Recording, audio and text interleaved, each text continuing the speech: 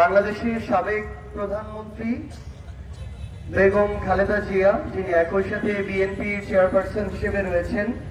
আমরা জানি যে তিনি অত্যন্ত গুরুতর অসুস্থ অবস্থায় হসপিটালে ভর্তি আছেন এবং চিকিৎসকদের নিবিড় পর্যবেক্ষণে আছেন।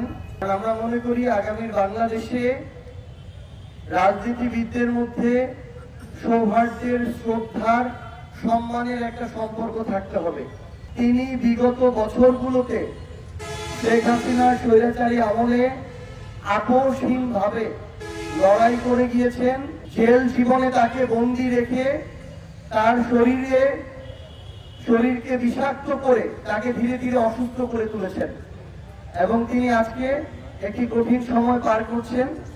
এই জন্য আমরা জাতীয় নাগরিক পার্টি এনসিপি পঞ্চগড় জেলার পক্ষ থেকে তার জন্য আমরা দোয়া, সুস্থতা এবং দীর্ঘায়ু কামনা করছি। এরপর যে আমাদের সম্মানিত আলেম সাহেবকে অনুরোধ করছি দোয়া পরিচালনা করার জন্য।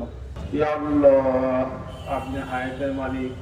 ইয়া আল্লাহ, আপনি মৌতের মালিক। ইয়া আল্লাহ, আপনি স্বাস্থ্য সুস্থ রাখার মালিক।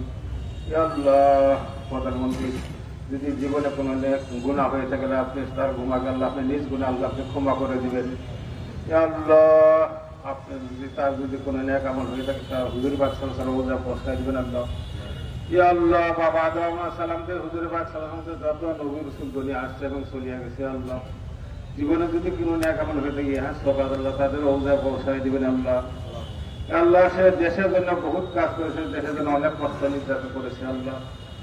আল্লাহ, তাকে আল্লাহ আপনি মাফ করে দেন আল্লাহ, আপনার খাস রহমত থেকে আল্লাহ তাকে সুস্থতা দান করেন।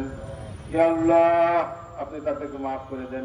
রব্বির হামহুমা কামা রাব্বায়ানি সগীরা, রব্বির হামহুমা কামা রাব্বায়ানি সগীরা। বেহেকি কলমা লা ইলাহা ইল্লাল্লাহু মুহাম্মাদুর রাসূলুল্লাহ।